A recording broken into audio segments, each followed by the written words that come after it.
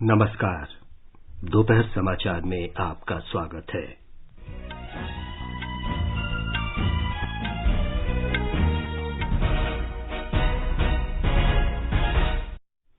Bharat Covid vaccine की 4.5 करोड़ खुराक देने की महत्वपूर्ण उपलब्धि के करीब पहुंचा। केंद्र ने उत्तराखंड सरकार से हरिद्वार में कुंभ मेले के दौरान कोरोना संक्रमण रोकने के कड़े उपाय करने का निर्देश दिया। 4 राज्यों और 1 केंद्र शासित प्रदेश में विधानसभा चुनाव का प्रचार तेज, सभी दलों के बड़े नेताओं की रैलियां। भारत ने 41 करोड़ से अधिक लोगों के लिए 70,000 आयुष्मान भारत आरोग्य केंद्र स्थापित करने का लक्ष्य निर्धारित समय से पहले ही प्राप्त किया। राष्ट्रपति रामनाथ कोविंद ने कहा, राष्ट्रीय शिक्षा नीति का उद्देश्य भारत को 21वीं शताब्दी में ज्ञान के क्षेत्र में विश्व गुरु बनाना है। प्रधानमंत्री नरेंद्र मोदी जल शक्ति अभियान वर्षा जल संचयन का कल शुभारंभ करेंगे। आज विश्व वन दिवस है। पर्यावरण, वन और जलवायु परिवर्तन मंत्री प्रकाश जावड़ेकर ने कहा, नई नगर वन योजना शहरी वनों के विस्तार में मदद करेगी। उत्तर रेलवे ने यात्रियों की सुविधा के लिए होली पर 18 नई विशेष रेलगाड़ियां चलाने की घोषणा की। जम्मू कश्मीर में श्रीनगर का बादामवारी उद्यान आम जनता और पर्यटकों के लिए फिर खुला। और इंग्लैंड पर शानदार जीत दर्ज करने के बाद विराट कोहली T20 विश्व कप क्रिकेट में रोहित शर्मा के साथ पारी की शुरुआत करेंगे। दोपहर समाचार में नईम अख्तर के साथ मैं विमलेंदु पांडे। कोविड महामारी से देश एकजुट होकर लड़ रहा है।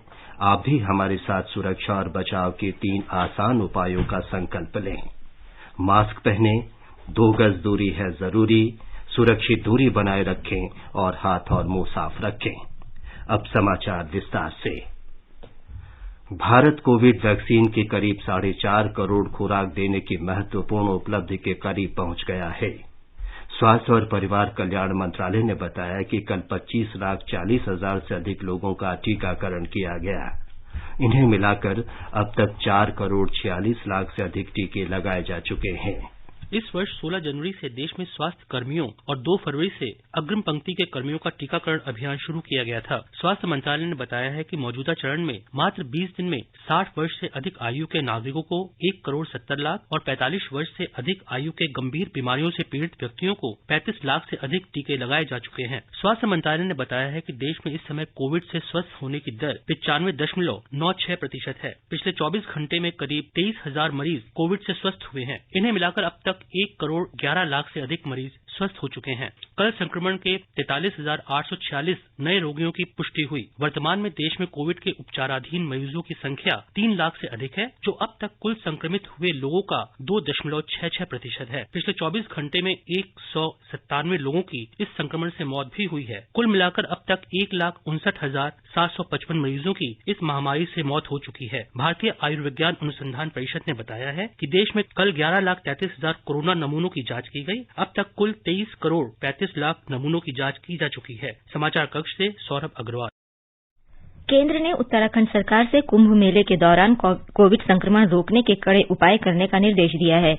केंद्रीय स्वास्थ्य सचिव राजेश भूषण ने उत्तराखंड के दौरे से लौटे उच्च स्तरीय दल द्वारा व्यक्त चिंताओं और कुंभ मेले के दौरान कोविड-19 को फैलने से रोकने संबंधी कड़े उपायों की आवश्यकता को उजागर करते हुए उत्तराखंड के मुख्य सचिव को पत्र लिखा है।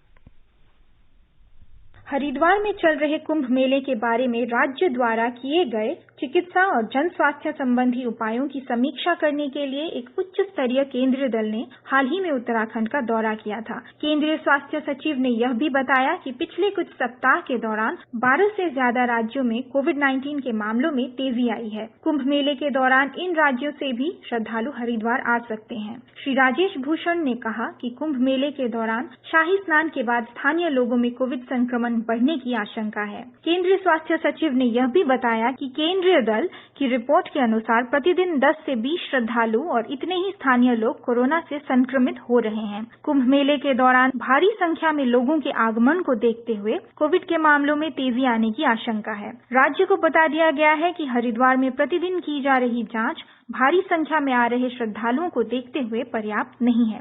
श्रद्धालुओं और स्थानीय लोगों की उपयुक्त जांच सुनिश्चित करने के लिए भारतीय आयुर्विज्ञान अनुसंधान परिषद के दिशा निर्देशों के अनुसार RT-PCR जांच बढ़ाने का परामर्श दिया गया है। आकाशवाणी समाचार के लिए दिल्ली से मैं सुपर्णा सैकिया। उत्तर प्रदेश में कोविड के मरीज लगातार बढ़ रहे हैं। राज्य सरकार ने कोविड की सावधानी का पूरी तरह पालन करने की सलाह दी है। हमारे संवाददाता ने बताया है कि मुख्यमंत्री योगी आदित्यनाथ ने और अधिक कोविड जांच कराए जाने के आदेश दिए हैं। स्वास्थ्य विभाग के अनुसार पिछले 24 घंटों के दौरान प्रदेश में कोविड-19 के 442 नए मामले आए और वहीं इस दौरान सिर्फ 123 कोरोना संक्रमित मरीज ठीक हुए। सबसे ज्यादा 115 नए मामले राजधानी लखनऊ में मिले, वहीं वाराणसी में 34, मुरादाबाद में 21 और गौतम बुद्ध नगर में 17 कोरोना के नए मामले मिले। अब तक राज्य में 5,95,518 रोगी ठीक हुए हैं। MS यादव, आकाशवाणी समाचार, लखनऊ। मध्य प्रदेश में कोरोना रोगी फिर से बढ़ रहे हैं। इंदौर, भोपाल और जबलपुर में कोविड के और मरीजों की पुष्टि हुई है। हमारी संवाददाता ने बताया है कि मुख्यमंत्री शिवराज सिंह चौहान ने लोगों से कोरोना से निपटने के लिए एहतियाती उपाय करने की अपील की है। मुख्यमंत्री शिवराज सिंह चौहान ने कहा कि कोरोना से बचने का सबसे प्रभावी तरीका मास्क पहनना है। अपने आप को, परिवार को, देश को और क्षेत्र को कोरोना से बचाने के लिए मास्क जरूर पहनें। मुख्यमंत्री श्री चौहान ने कहा कि मैं नहीं चाहता कि राज्य में फिर से लॉकडाउन से अर्थव्यवस्था प्रभावित हो। एहतियात के तौर पर रविवार को इंदौर, भोपाल और जबलपुर शहरों में लॉकडाउन लगाया गया है। इस बीच 3 शहरों में लॉकडाउन को सख्ती से लागू किया जा रहा है। भोपाल में पुलिस और प्रशासन की टीमें सड़कों में घूम रही हैं। लॉकडाउन आदेशों के बारे में लाउड स्पीकरों पर घोषणा भी की जा रही है। पुलिस ने पहले ही शनिवार को सड़कों के आसपास बैरिकेड्स लगा दिए थे। आने जाने वालों के लिए भी सभी मार्ग अवरुद्ध हैं और केवल आवश्यक कारण वाले लोगों को ही यात्रा की अनुमति दी जा रही है। पूजा पीवर्धन, आकाशवाणी समाचार, भोपाल। देश के कुछ भागों में कोरोना के बढ़ते संक्रमण के मद्देनजर बिहार के मुख्यमंत्री नीतीश कुमार ने स्वास्थ्य अधिकारियों को टीकाकरण में तेजी लाने और होली के त्यौहार पर रेलगाड़ी, बस या विमान के माध्यम से अन्य राज्यों से लौटने वाले लोगों पर कड़ी नजर रखने का निर्देश दिया है।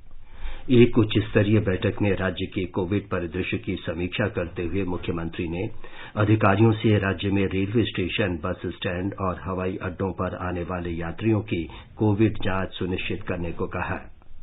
श्री नीतीश कुमार ने कहा कि राज्य में कम से कम 70% RT-PCR जांच होनी चाहिए। उन्होंने कहा कि इसकी रिपोर्ट 24 घंटे के भीतर दी जानी चाहिए। मुख्यमंत्री ने कहा कि राज्य में स्कूल खुले रहेंगे। महाराष्ट्र ने दिल्ली, राजस्थान, गुजरात, गोवा और केरल से आने वाले यात्रियों के लिए कोविड का रैपिड टेस्ट अनिवार्य कर दिया है। इस बीच महाराष्ट्र सरकार ने राज्य बोर्ड की 10वीं और 12वीं की कक्षाओं में अतिरिक्त समय देने का निर्णय लिया है।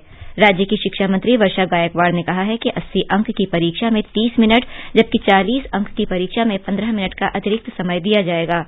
कोविड नियंत्रण क्षेत्र या लॉकडाउन के कारण जो छात्र परीक्षा में शामिल नहीं हो पाएंगे उनके लिए जून में पूरक परीक्षाएं आयोजित की जाएंगी। इस बीच राज्य में अब तक 43 लाख से अधिक लोगों का कोविड टीकाकरण किया जा चुका है। राज्य के स्वास्थ्य विभाग के हवाले से हमारे संवाददाता ने बताया है कि कल 2,05,000 से अधिक लोगों को कोविड से बचाव का टीका लगाया गया। 16 जनवरी को ड्राइव शुरू होने के बाद से अब तक 43,02,077 लोगों ने महाराष्ट्र में टीकाकरण प्राप्त किया है। कल 2,05,000 से अधिक लोगों ने टीकाकरण शॉट्स प्राप्त किए, जिनमें से 27,178 स्वास्थ्य देखभाल कार्यकर्ता है, 40,895 फ्रंट लाइन वर्कर्स है, 31,880 45 से 60 आयु वर्ग के कोमोर्बिडिटी वाले लोग हैं और 1,05,226 वरिष्ठ नागरिक है। इस बीच मुख्यमंत्री उद्धव ठाकरे ने कल राज्य संचालित हाफकिन इंस्टीट्यूट को कोविड-19 टीकों के निर्माण की प्रक्रिया में तेजी लाने का निर्देश दिया। महाराष्ट्र सरकार ने हैदराबाद स्थित भारत बायोटेक द्वारा विकसित कोवैक्सीन टीकों के उत्पादन के लिए हाफकिन संस्थान को स्वीकृति देने के लिए केंद्र सरकार से निवेदन किया है। महाराष्ट्र के स्वास्थ्य मंत्री राजेश टोपे ने कहा कि हाफकिन इंस्टीट्यूट एक साल में 22 करोड़ टीके बनाने की क्षमता रखता है। देवप्रिय भट्टाचार्य जी, आकाशवाणी समाचार, मुंबई। जम्मू कश्मीर में कश्मीर के संभागीय प्रशासन ने उलेमा और मुफ्तियों को कोविड का टीका लगाने का अभियान शुरू किया है। श्रीनगर में कल शेरे कश्मीर आयुर्विज्ञान संस्थान में इन लोगों को टीके लगाए गए। कोविड मरीजों की संख्या में वृद्धि के बाद छत्तीसगढ़ में कोविड संबंधी दिशा निर्देशों का कड़ाई से पालन किया जा रहा है। इन दिशा निर्देशों का उल्लंघन करने वालों के विरुद्ध कड़ी कार्रवाई की जा रही है।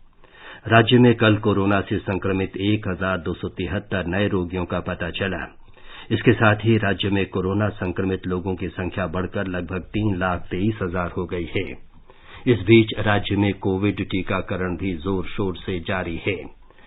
कल लगभग 75,000 लोगों को कोरोना वायरस से बचाव के टीके लगाए गए। राज्य के रोग प्रतिरक्षण अधिकारी डॉक्टर अमर सिंह ठाकुर ने बताया कि राज्य में टीके पर्याप्त संख्या में उपलब्ध हैं और जल्द ही केंद्र सरकार से 25,26,000 नए टीके मिलने वाले हैं। तेलंगाना में कल कोविड के 394 नए रोगियों की पुष्टि हुई है। इन्हें मिलाकर अब तक 3,03,118 लोग कोरोना संक्रमित हो चुके हैं। राज्य स्वास्थ्य विभाग के अनुसार कल 194 और लोगों के ठीक होने से राज्य में स्वस्थ होने की दर 98.52% है। राज्य में इस समय 2,800 से अधिक लोगों का इलाज चल रहा है। इनमें से 1,100 से अधिक लोगों का घर पर ही उपचार चल रहा है। राज्य के स्वास्थ्य विभाग ने कहा है कि राज्य में 9,30,000 लोगों को कोविड से बचाव का टीका लगाया गया है। इनमें से 2,70,000 लोग 60 वर्ष से अधिक आयु के हैं। ये समाचार हमारी वेबसाइट newsonair.com/hindi और हमारे mobile app news on AIR पर भी उपलब्ध हैं। चलो मिलकर एक शुरुआत करें, चलो एक फैसला आज करें, मास्क नहीं तो टोकेंगे, कोरोना को रोकेंगे, चलो एक इरादा करते हैं, चलो कुछ वादा करते हैं, मास्क नहीं तो टोकेंगे, कोरोना को रोकेंगे। दोपहर समाचार में आपका फिर स्वागत है। पश्चिम बंगाल, असम, तमिलनाडु, केरला और पुदुचेरी में विधानसभा चुनाव के लिए प्रचार जोरों पर है। असम और पश्चिम बंगाल विधानसभा चुनाव के पहले 2 चरणों में होने वाले चुनाव के लिए स्टार प्रचारक रैलियां कर रहे हैं। 27 मार्च को पहले और दूसरे चरण में 1 अप्रैल को वोट डाले जाएंगे। पश्चिम बंगाल में विधानसभा चुनाव के पहले 2 चरणों का प्रचार जोर पकड़ चुका है। विभिन्न राजनीतिक दलों के स्टार प्रचारक अलग अलग जिलों में रैलियां कर रहे हैं। भारतीय जनता पार्टी के स्टार प्रचारक प्रधानमंत्री नरेंद्र मोदी और गृह मंत्री अमित शाह आज राज्य में सभाएं कर रहे हैं। प्रधानमंत्री मोदी आज दोपहर बाद बांकुड़ा के तिलाबैद्या मैदान पर एक जनसभा को संबोधित करेंगे। पहले 2 चरणों में बांकुड़ा के 12 विधानसभा निर्वाचन क्षेत्रों में मतदान होगा। पूर्वी मेदिनीपुर के इगरा में एक जनसभा में अमित शाह ने कहा कि बंगाल के लोगों को निर्णय लेना है कि वे भतीजे को राज्य का अगला मुख्यमंत्री बनते देखना चाहते हैं या फिर राज्य को सोनार बांग्ला के रूप में बदलते देखना चाहते हैं। उन्होंने कहा कि जिले के लोग भ्रष्ट टीएमसी सरकार को उखाड़ फेंकने के लिए एकजुट हैं। श्री शाह ने बंगाल की पूर्ववर्ती वामपंथी सरकार की भी आलोचना की। भाजपा नेता शुभेंदु अधिकारी के पिता और तृणमूल कांग्रेस के वयोवृद्ध सांसद शिशिर अधिकारी भी रैली में मौजूद थे। अमित शाह कोलकाता में भाजपा का घोषणा पत्र जारी करेंगे। तृणमूल कांग्रेस प्रमुख और राज्य के मुख्यमंत्री ममता बनर्जी भी आज पूर्वी मेदिनीपुर में 3 रैलियां कर रही हैं। दक्षिण कांथी निर्वाचन क्षेत्र में उन्होंने नाम लिए बिना अधिकारी परिवार की फिर आलोचना की। भारतीय जनता पार्टी के वरिष्ठ नेता और प्रधानमंत्री नरेंद्र मोदी ने कहा है कि भाजपा के नेतृत्व वाली सरकार असम के चाय बागानों में लगे जनजाति समुदाय के लोगों के कल्याण के लिए प्रतिबद्ध है। उन्होंने कहा कि केंद्र ने चाय बागान श्रमिकों के कल्याण के लिए बजट में 1,000 करोड़ रुपए आवंटित किए हैं। आज बोकाखाट में एक चुनावी रैली को संबोधित करते हुए श्री मोदी ने कहा कि भाजपा की नेतृत्व वाली सरकार सबका साथ, सबका विकास और सबका विश्वास मंत्र के साथ आगे बढ़ने के लिए प्रतिबद्ध है। प्रधानमंत्री ने कहा कि पिछले 6 वर्ष के दौरान असम में बुनियादी ढांचे के विकास पर बहुत जोर दिया गया है। एनडीए के सेवा काल में ब्रह्मपुत्र पर आधुनिक पुल बन रहे हैं, पुराने अधूरे पुलों को पूरा किया जा रहा है। कांग्रेस के राज में सवाल था कि दशकों से अशांत चल रहे असम में कभी शांति आएगी क्या, आएगी या नहीं आएगी। एनडीए के सेवा काल में आज असम में शांति स्थापित हुई है और स्थिरता भी आई है।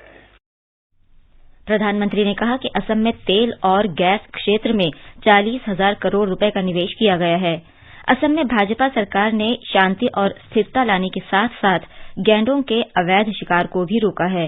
श्री मोदी ने असम दर्शन कार्यक्रम के तहत 9,017 नामघर की बुनियादी ढांचे के विकास के लिए की गई पहल के लिए असम सरकार को धन्यवाद किया है। कांग्रेस महासचिव प्रियंका गांधी वाड्रा ने आरोप लगाया है कि भारतीय जनता पार्टी ने असम में चुनावी वायदे पूरे नहीं किए हैं। जोरहाट में आज एक चुनावी रैली में उन्होंने कहा कि भाजपा ने 25 लाख नौकरियां देने का वायदा किया था, लेकिन उन्होंने अपना वायदा नहीं किया। प्रियंका गांधी ने कहा कि प्रधानमंत्री नरेंद्र मोदी ने बाढ़ की समस्या से निपटने के लिए कुछ नहीं किया है। तमिलनाडु में एक चरण में 6 अप्रैल को होने वाले विधानसभा चुनाव के लिए 4,000 से अधिक नामांकन पत्र वैध पाए गए, जबकि 2,300 नामांकन पत्रों को रद्द कर दिया गया। राज्य में 234 विधानसभा सीटें हैं। 22 मार्च तक नाम वापस लिए जा सकते हैं। करूर विधानसभा निर्वाचन क्षेत्र में सबसे ज्यादा 97 नामांकन भरे गए हैं, जिनमें से 13 को रद्द कर दिया गया है। केरल में चुनाव में सिर्फ 17 दिन बाकी हैं और सभी प्रमुख राजनीतिक दलों ने चुनाव प्रचार तेज कर दिया है। नामांकन वापस लेने का कल अंतिम दिन है। केंद्र शासित प्रदेश पुदुचेरी में 6 अप्रैल को विधानसभा की सभी सीटों के लिए एक ही चरण में वोट डाले जाएंगे। आगे बढ़ने से पहले मुख्य समाचारों पर एक नजर। भारत कोविड वैक्सीन की 4.5 करोड़ खुराक देने की महत्वपूर्ण उपलब्धि के करीब पहुंचा। केंद्र ने उत्तराखंड सरकार से हरिद्वार में कुंभ मेले के दौरान कोरोना संक्रमण रोकने के कड़े उपाय करने का निर्देश दिया। 4 राज्यों और 1 केंद्रीय शासित प्रदेश में विधानसभा चुनाव का प्रचार तेज, सभी दलों के बड़े नेताओं की रैलियां। भारत ने 41 करोड़ से अधिक लोगों के लिए 70,000 आयुष्मान भारत आरोग्य केंद्र स्थापित करने का लक्ष्य निर्धारित समय से पहले ही प्राप्त किया। राष्ट्रपति रामनाथ कोविंद ने कहा, राष्ट्रीय शिक्षा नीति का उद्देश्य भारत को 21वीं शताब्दी में ज्ञान के क्षेत्र में विश्व गुरु बनाना है। प्रधानमंत्री नरेंद्र मोदी जल शक्ति अभियान वर्षा जल संचयन का कल शुभारंभ करेंगे। आज विश्व वन दिवस है। पर्यावरण, वन और जलवायु परिवर्तन मंत्री प्रकाश जावड़ेकर ने कहा है कि नई नगर वन योजना शहरी वनों के विस्तार में मदद करेगी। उत्तर रेलवे ने यात्रियों की सुविधा के लिए होली पर 18 नई विशेष रेलगाड़ियां चलाने की घोषणा की। जम्मू कश्मीर में श्रीनगर का बादामवाड़ी उद्यान आम जनता और पर्यटकों के लिए फिर खुला। इंग्लैंड पर शानदार जीत दर्ज करने के बाद विराट कोहली 2020 विश्व कप क्रिकेट में रोहित शर्मा के साथ पारी की शुरुआत करेंगे। राष्ट्रपति रामनाथ कोविंद ने आज एनआईटी राउरकेला के दीक्षांत समारोह को संबोधित करते हुए कहा कि विश्वविद्यालयों को संस्था और समुदाय को सशक्त बनाने में सहयोग देना चाहिए। नई राष्ट्रीय शिक्षा नीति के कार्यान्वयन के बारे में राष्ट्रपति ने कहा कि इसका उद्देश्य 21वीं सदी में भारत को ज्ञान के क्षेत्र में विश्व गुरु बनाना है और एनआईटी राउरकेला जैसे संस्थानों को इस दिशा में प्रमुख भूमिका निभानी है। One of the objectives of the National Education Policy is to make India a global knowledge superpower in 21st century. Institutions like NIT Rourkela have to play a major role in achieving these national aims. राष्ट्रपति आज राउरकेला इस्पात संयंत्र के इस्पात general अस्पताल में super speciality सुविधा का भी उद्घाटन करेंगे। प्रधानमंत्री नरेंद्र मोदी विश्व जल दिवस के अवसर पर कल कैच द रेन यानी वर्षा जल संचय अभियान का वीडियो कॉन्फ्रेंस के माध्यम से शुभारंभ करेंगे। प्रधानमंत्री की उपस्थिति में जल शक्ति मंत्री और मध्य प्रदेश तथा उत्तर प्रदेश के मुख्यमंत्रियों के बीच केन बेतवा संपर्क परियोजना क्रियान्वित करने संबंधी समझौता ज्ञापन पर भी हस्ताक्षर किए जाएंगे। नदियों को जोड़ने की राष्ट्रीय योजना के तहत ये पहली परियोजना होगी। वर्षा जल संचय अभियान देशभर में ग्रामीण और शहरी क्षेत्रों में चलाया जाएगा और इसका नारा होगा, जहां भी गिरे और जब भी गिरे वर्षा का पानी इकट्ठा करें। कल शुरू होकर यह अभियान 30 नवंबर तक मानसून पूर्व और मानसून के दौरान लागू किया जाएगा। प्रधानमंत्री नरेंद्र मोदी के आगामी बांग्लादेश दौरे की मुख्य विशेषता इस अवसर की पोशाक होगी। 26-27 मार्च के प्रधानमंत्री के दौरे के दौरान खादी से बनी मुजीब जैकेटें गणमान्य व्यक्तियों की पोशाक होगी। ब्यौरा हमारे संवाददाता से। बांग्लादेश में भारतीय उच्चायोग के इंदिरा गांधी सांस्कृतिक केंद्र ने प्रधानमंत्री नरेंद्र मोदी की बांग्लादेश यात्रा के दौरान राजनयिकों और अन्य गण्यमान्य व्यक्तियों के इस्तेमाल के लिए खादी से बने 100 मुजीब जैकेटों की खरीद की है। इन मुजीब जैकेटों को खादी तथा ग्रामोद्योग आयोग ने विशेष तौर पर इस अवसर के लिए बनवाया है। इनमें हाथ से बनाए उच्च गुणवत्ता वाले पॉली खादी सूतों का इस्तेमाल किया गया है। पर्यावरण की सुरक्षा की दृष्टि से इन जैकेटों के कवर को भी विशेष तौर पर काले रंग के खादी सूत से बनाया गया है। खादी तथा ग्रामोद्योग आयोग के अध्यक्ष विनय कुमार सक्सेना ने प्रधानमंत्री मोदी की बांग्लादेश यात्रा के दौरान इन जैकेटों के इस्तेमाल के बारे में कहा कि ये जैकेट ऐतिहासिक दृष्टि से महत्वपूर्ण है। उन्होंने कहा कि प्रधानमंत्री नरेंद्र मोदी की इस यात्रा के दौरान खादी जैकेटों का इस्तेमाल गौरव की बात है, क्योंकि वे खादी के सबसे बड़े ब्रांड एम्बेसडर हैं। उन्होंने कहा कि मुजीब जैकेटों के इस्तेमाल से इस आयोजन के ऐतिहासिक और सांस्कृतिक महत्व में और भी इजाफा होगा। साथ ही दुनिया भर में खादी के इस्तेमाल को प्रोत्साहन मिलेगा। राजेश झा, आकाशवाणी समाचार, ढाका। भारत ने सार्वभौमिक प्राथमिक स्वास्थ्य सेवा के क्षेत्र में एक बड़ी उपलब्धि हासिल की है। 31 मार्च तक 70,000 आयुष्मान भारत आरोग्य केंद्र शुरू करने का लक्ष्य समय से पहले ही पूरा कर लिया गया है। लगभग 41 करोड़ 35 लाख लोगों ने इन केंद्रों में प्राथमिक स्वास्थ्य सेवाओं का लाभ उठाया। इनमें से 54% लाभार्थी महिलाएं हैं। इन केंद्रों द्वारा 9,45,000 से ज्यादा लोगों को टेलीफोन पर स्वास्थ्य परामर्श दिया गया। कोविड महामारी के बावजूद केंद्र और राज्यों के बीच बेहतरीन समन्वय के कारण ही समय से पूर्व ही केंद्र खोलने के लक्ष्य को पूरा किया जा सका है। एक रिपोर्ट। अप्रैल 2018 में आयुष्मान भारत स्वास्थ्य और आरोग्य केंद्रों की शुरुआत से भारत के जन स्वास्थ्य इतिहास में एक नया अध्याय जुड़ा। शहरी और ग्रामीण इलाकों में कुल 1.5 लाख उप स्वास्थ्य केंद्रों और प्राथमिक चिकित्सा केंद्रों को वर्ष 2022 तक आयुष्मान भारत स्वास्थ्य और आरोग्य केंद्रों में परिवर्तित करने का लक्ष्य है। इन केंद्रों के माध्यम से मातृत्व और शिशु स्वास्थ्य देखभाल सेवाओं के साथ ही विभिन्न प्रकार के रोगियों के लिए चिकित्सा और देखभाल सुविधाएं प्रदान की जाएंगी। यहाँ आपातकालीन परिस्थितियों और अभिघात के मामलों में प्राथमिक चिकित्सा भी मुहैया कराई जाएगी। इन केंद्रों में अब तक 64 लाख से ज्यादा आरोग्य सत्र आयोजित किए जा चुके हैं। सुपर्णा सैकिया की रिपोर्ट के साथ समाचार कक्ष से अंजुम आलम। भारतीय रेलवे होली पर यात्रियों की सुविधा के लिए विशेष रेलगाड़ियां चलाएगा। उत्तर रेलवे ने 18 नई विशेष रेलगाड़ियां चलाने की घोषणा की है। उत्तर रेलवे के महाप्रबंधक आशुतोष गंगल ने बताया कि होली पर उत्तर रेलवे ने 21 से 31 मार्च के बीच 18 जोड़ी अतिरिक्त रेलगाड़ियां चलाने का निर्णय लिया है। उन्होंने बताया कि पूजा विशेष रेलगाड़ियों की अवधि भी बढ़ाई गई है। वंदे भारत मिशन के तहत कल 8,587 लोग भारत लौट आए हैं। एक ट्वीट में केंद्रीय मंत्री हरदीप पुरी ने कहा कि वंदे भारत मिशन केवल असहाय और संकटग्रस्त नागरिकों को वापस लाने का मिशन नहीं, बल्कि आशा और खुशी का मिशन भी है। इस मिशन के अंतर्गत अब तक लगभग 6 करोड़ 75 लोगों को भारत लाया गया है। ये समाचार आकाशवाणी से प्रसारित किए जा रहे हैं। ताजा समाचार जानने के लिए आप हमारे Twitter handle @AIR News Hindi को फॉलो कर सकते हैं। ये आकाशवाणी है। पर्यावरण, वन और जलवायु परिवर्तन मंत्री प्रकाश जावड़ेकर ने कहा है कि नई नगर वन योजना शहरी वनों के विस्तार में मदद करेगी। आज अंतर्राष्ट्रीय वन दिवस के अवसर पर श्री जावड़ेकर ने कहा कि इस योजना से शहरों और गांवों में वन क्षेत्रों का समान रूप से विकास हो सकेगा। उन्होंने भारत के लगभग हर ग्राम समूह के आसपास वन क्षेत्रों के विकास और उनकी देखभाल की परंपरा का उल्लेख किया। नगर वन योजना के पहले चरण में 200 शहरों में नगर वन विकसित किए जाएंगे। संयुक्त राष्ट्र महासभा ने 2012 में 21 मार्च के दिन को अंतर्राष्ट्रीय वन दिवस मनाने की घोषणा की थी। इस बीच श्री जावड़ेकर ने लोगों और परोपकारी संगठनों से आग्रह किया है कि वनों के संरक्षण और देश की नदियों के पुनरुद्धार के लिए जन अभियान चलाएं।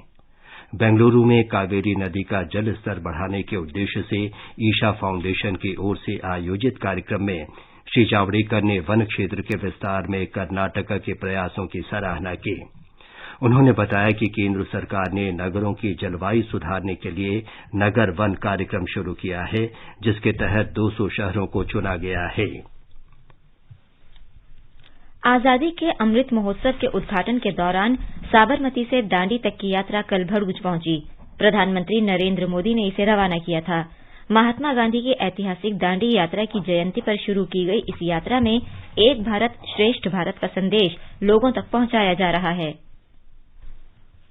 प्रधानमंत्री श्री नरेंद्र मोदी द्वारा साबरमती आश्रम से 12 मार्च को शुरू की गई दांडी यात्रा का अपने मार्ग पर लोगों द्वारा उत्साह से स्वागत किया जा रहा है। सभी पदयात्रियों को आनंद जिले के कंकापुरा गांधी आश्रम में शॉल और सरदार पटेल की मूर्ति के साथ विदाई दी गई। बड़ी संख्या में स्थानीय लोगों के साथ दांडी यात्रियों ने कल भरूच जिले में प्रवेश किया। 79 पदयात्रियों ने आनंद जिले के कंकापुरा गांव से भरूच जिले के कारेली गांव तक नाव के माध्यम से महिसागर नदी को पार किया। अब वे नवसारी के दांडी पहुंचने से पहले अगले 8 दिनों तक भरूच जिले के विभिन्न गांवों का दौरा करेंगे। योगेश पंड्या, आकाशवाणी समाचार, अहमदाबाद। केंद्र शासित प्रदेश जम्मू कश्मीर में सरकार ने पर्यटन को बढ़ावा देने और कश्मीर घाटी में सांस्कृतिक गतिविधियों को फिर से शुरू करने के उद्देश्य से श्रीनगर स्थित बादाम बारी बाग आम लोगों और पर्यटकों के लिए फिर से खोल दिया है। हमारी संवाददाता ने बताया है कि इस बाग में इस समय बादामों की बहार नजर आ रही है।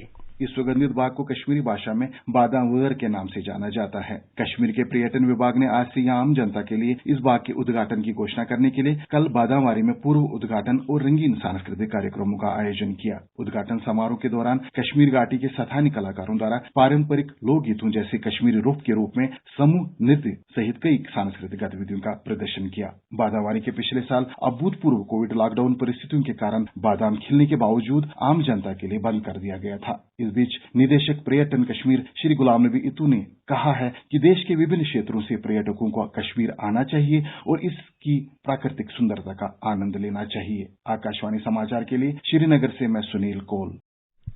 भारत के कप्तान विराट कोहली देश में आयोजित होने वाली आगामी 2020 विश्व कप प्रतियोगिता में रोहित शर्मा के साथ पारी की शुरुआत करने की योजना बना रहे हैं।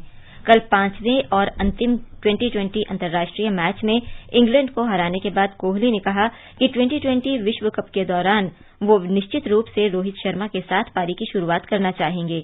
उन्होंने बताया कि वो आईपीएल में भी पारी की शुरुआत करेंगे। कल इंग्लैंड के साथ अंतिम 2020 मैच में कोहली ने रोहित शर्मा के साथ पारी का आगाज किया था। 2020 अंतर्राष्ट्रीय क्रिकेट प्रतियोगिता के 5वें और अंतिम मैच में कल रात अहमदाबाद के नरेंद्र मोदी स्टेडियम में भारत ने इंग्लैंड को 36 रन से हरा दिया। इसके साथ ही भारत ने 5 मैचों की ये श्रृंखला 3-2 से जीत ली है। पेइचिंग में भारतीय दूतावास में भारत की स्वतंत्रता के 75वें वर्ष के आयोजन शुरू हो गए हैं। कल विश्व हिंदी दिवस का आयोजन किया गया, जिसमें चीन के विभिन्न विश्वविद्यालयों में हिंदी का अध्ययन कर रहे चीनी विद्यार्थियों, उनके हिंदी अध्यापकों और भारतीय समुदाय के सदस्यों ने भाग लिया। राजदूत विक्रम मिस्री ने विश्व हिंदी दिवस पर प्रधानमंत्री का संदेश पढ़कर सुनाया। पेइचिंग से हमारे संवाददाता की रिपोर्ट। यह एक सुखद संयोग था कि भारत की आजादी के 75 वर्ष के उपलक्ष्य में हुए कार्यक्रम में चीनी सरकार की तरफ से विशिष्ट अतिथि, चीनी शिक्षकगण और हिंदी सीख रहे चीनी विद्यार्थियों ने हिस्सा लिया। साथ ही साथ विश्व हिंदी दिवस का कार्यक्रम भी संपन्न हुआ, जो कि चीनी विद्यार्थियों की सहूलियत के हिसाब से 20 मार्च को रखा गया था। चीनी शिक्षकों एवं विद्यार्थियों ने भारतीय संस्कृति को समझने के लिए हिंदी को एक सशक्त माध्यम के रूप में बताया। चीन के करीब 17 विश्वविद्यालयों में 500 चीनी छात्र हिंदी की पढ़ाई कर रहे हैं। अंशुमान मिश्रा, आकाशवाणी समाचार, बीजिंग। अंत में मुख्य समाचार एक बार फिर। भारत कोविड वैक्सीन की 4.5 करोड़ खुराक देने की महत्वपूर्ण उपलब्धि के करीब पहुंचा। केंद्र ने उत्तराखंड सरकार से हरिद्वार में कुंभ मेले के दौरान कोरोना संक्रमण रोकने के कड़े उपाय करने का निर्देश दिया। 4 राज्यों और 1 केंद्र शासित प्रदेश में विधानसभा चुनाव का प्रचार तेज, सभी दलों के बड़े नेताओं की रैलियां। भारत ने 41 करोड़ से अधिक लोगों के लिए 70,000 आयुष्मान भारत आरोग्य केंद्र स्थापित करने का लक्ष्य निर्धारित समय से पहले ही प्राप्त किया। राष्ट्रपति रामनाथ कोविंद ने कहा, राष्ट्रीय शिक्षा नीति का उद्देश्य भारत को 21वीं शताब्दी में ज्ञान के क्षेत्र में विश्व गुरु बनाना है। प्रधानमंत्री नरेंद्र मोदी जल शक्ति अभियान वर्षा जल संचयन का कल शुभारंभ करेंगे। आज विश्व वन दिवस है। पर्यावरण, वन और जलवायु परिवर्तन मंत्री प्रकाश जावड़ेकर ने कहा, नई नगर वन योजना शहरी वनों के विस्तार में मदद करेगी। उत्तर रेलवे ने यात्रियों की सुविधा के लिए होली पर 18 नई विशेष रेलगाड़ियां चलाने की घोषणा की। और जम्मू कश्मीर में श्रीनगर का बादामवाड़ी उद्यान आम जनता और पर्यटकों के लिए फिर खुला। इसके साथ ही दोपहर समाचार का ये अंक समाप्त हुआ। नमस्कार।